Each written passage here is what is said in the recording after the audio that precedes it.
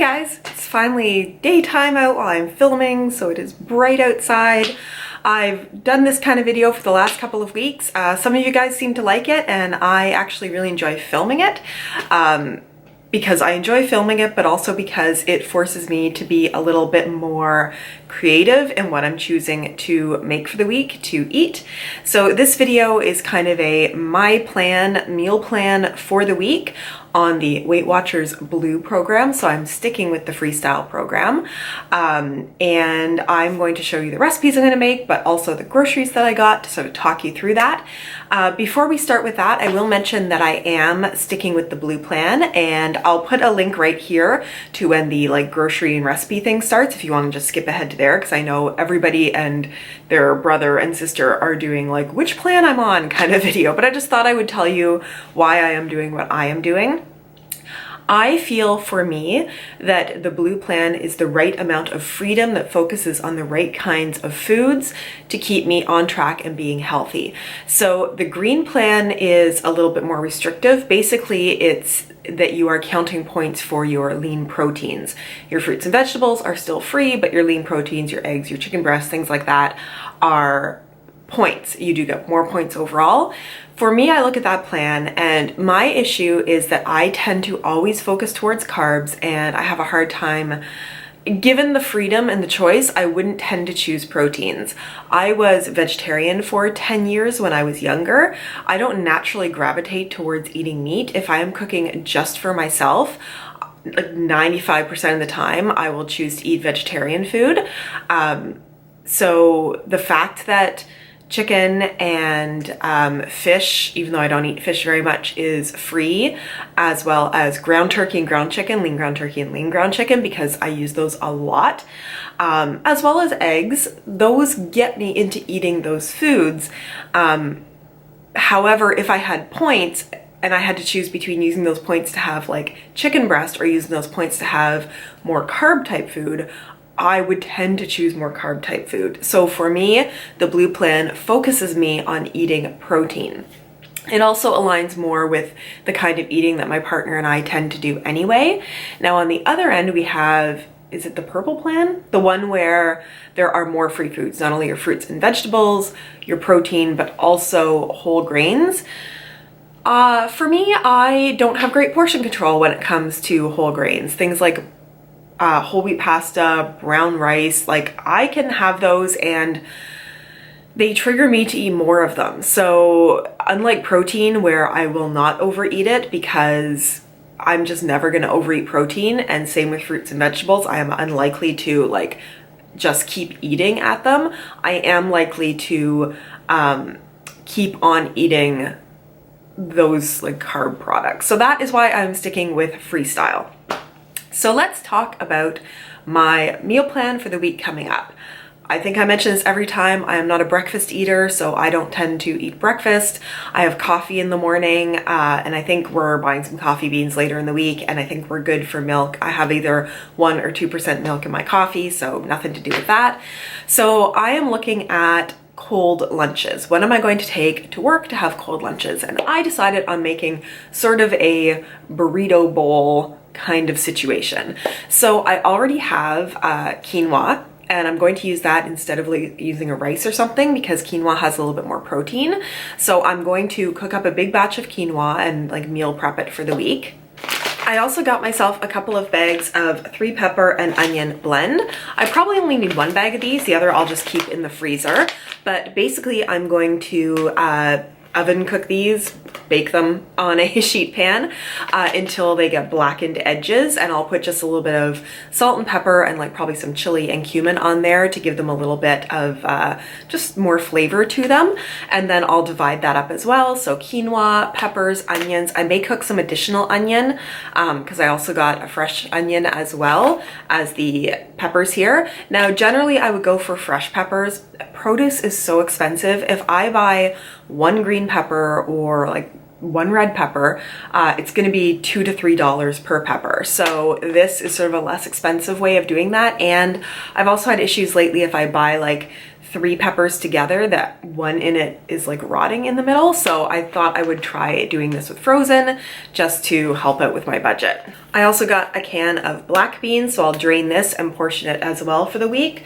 I don't know if I need to season these at all. There's no salt added in these ones, but I'll be putting these into my lunch bowls. And then I also have some green onion left over from last week, as well as salsa left over from last week. So I'll probably sprinkle some green onion in there. And then in a separate container, I'll mix together some 0% fat-free plain yogurt, as well as some of the salsa and some salt and pepper to make sort of a dressing for it, to dress it at lunchtime. And that is my plan for lunches.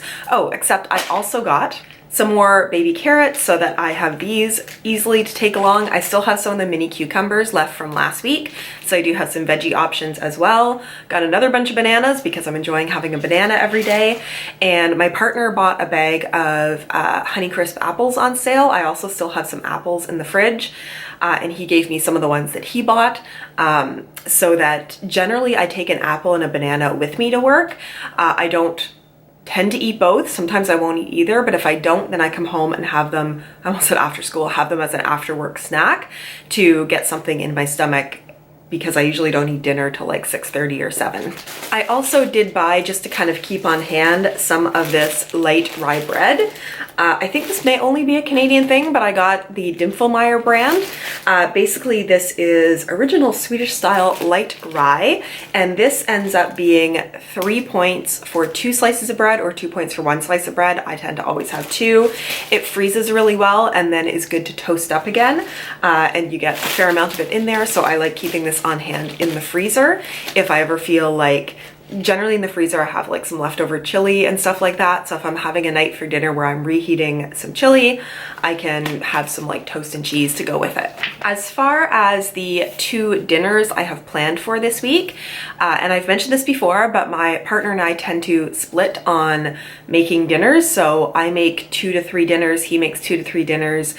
Lately we tend to have about 3 nights a week where we're not eating together, so I plan to, he plans to, and then the other couple nights I'll have leftovers or something out of my freezer. So I've bought groceries for 2 meals this week, and each of the meals should have some leftovers. And both of the meals that I am making are from the Yum and Yummer cookbook. The first one that I'm making, and I made this before, is the beef and broccoli stir fry. So a lot of the stuff that's in here is stuff that we sort of keep in the cupboard and already had on hand. So hoisin sauce, soy sauce, garlic, what else? Cornstarch, sesame oil, red pepper flakes. I mentioned green onions. There's also some green onion in here, the oil. All of that stuff is sort of cupboard staple food for us. Did buy a huge piece of ginger root because 2 of the meals, actually maybe only 1 of the meals I'm making has ginger in it, in which case I bought way more than I needed. But I tend to, and I will in the stir fry, double or triple the ginger, just because we both really like this sort of like deep warm heat that you get from fresh ginger root. And then I did end up buying frozen broccoli. Once again, price point, although broccoli isn't that expensive here, but I also didn't know when I was going to be making it. So I didn't want to get broccoli and then have it go kind of like not great. But also, I don't know, just convenience sake, it's kind of nice to have it already pre-chopped. It just makes dinner go a bit faster.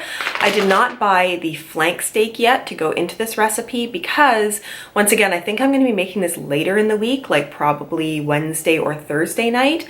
And it's currently Saturday when I went grocery shopping, and all of the steak had dates that were like before that. However, where I now go to work every day, it's literally in a part of the city called the market.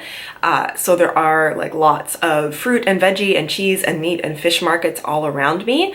So it'll be really easy for me to just pop in somewhere the day that I'm gonna make the stir fry and pick up some fresh flank steak for it. The other meal that I'm going to make from here, it's kind of a meaty kind of week this week, is this soup. It is called the stuffed bell pepper soup. So again, there's some of the stuff in here that is sort of staple items, but it is going to use. The soup base of it is beef broth. I know a lot of people buy the cartons of broth. It's a little bit better. For budget reasons, I decided to buy this because I could keep it on hand. It's just sort of loose beef bouillon mix.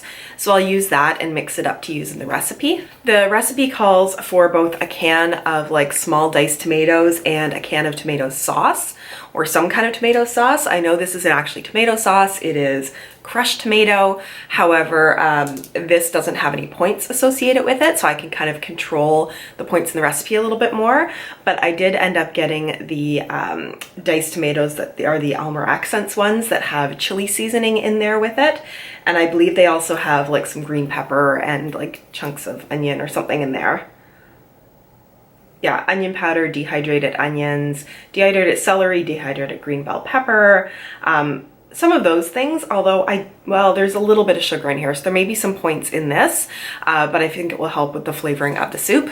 Also for the recipe, since it's a stuffed pepper soup recipe, it's supposed to have 1.5 cups of green pepper. I end up getting a green and a red pepper because I really prefer the taste of red pepper over green pepper. Pretty much any recipe I make that calls for green pepper, I will sub either red pepper or like a poblano pepper, something like that, just because I like the flavoring better.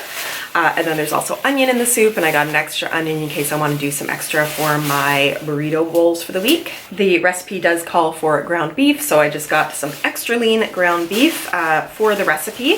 I will oftentimes sub that out for like ground turkey, but I think my partner's getting a little sick of me subbing every meat recipe out for ground turkey, and the points otherwise are like totally low in this recipe, so I thought I would go for the real deal for the stuff for this week.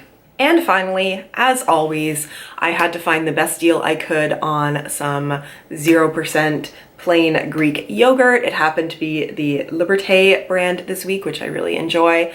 It ended up being $6 for the 750 gram container. Usually the 500 gram container is like $5, so this you get, you know, a third more for $1 more. It's not the best deal that's out there, but it was the best one at my store this week. I use this as a sub for sour cream, as I mentioned before, but I'm still really doing my protein bowls in the evening. I mentioned those in last week's video. Basically, I take, I don't know, about 3/4 cup of this, mix it with a scoop of protein powder. The one I have is like vanilla cake flavored, and then put 1/4 cup of granola in for some crunch and texture, and it is so incredibly satiating and just really yummy and kind of gets my sweet tooth satisfied. So I had to buy some more yogurt for that. So all of this came to about, well, okay, this isn't fair. I have a couple like household good items that I didn't show, and those household goods probably added up to like $15, maybe a little less, but this was like $65, so really this was probably more of like a $55 kind of grocery week, even though I still have to get that steak later on in the week. So that is my plan for this week coming up. I hope you guys enjoyed this video. I hope it gives you some ideas for your own meals coming up. Thanks so much. If you were interested in how last week's meals went, they were good. Those Ritz crisps, they didn't hold up as well as I wanted to being able to be dippable, and I accidentally didn't realize that I got the sour cream and onion flavor, which made it a little bit weird to be dipping it into a taco dip, but they were nice and crunchy. And yeah, all the dinners I made were like super tasty and were really good. So I'm gonna go. If you enjoyed this, give it a thumbs up. If you have not yet subscribed to my channel, please consider doing so. I tend to do these Weight Watchers videos on the weekends and then beauty and product reviews during the week. Thanks so much, and I look forward to seeing you in my next video. Bye!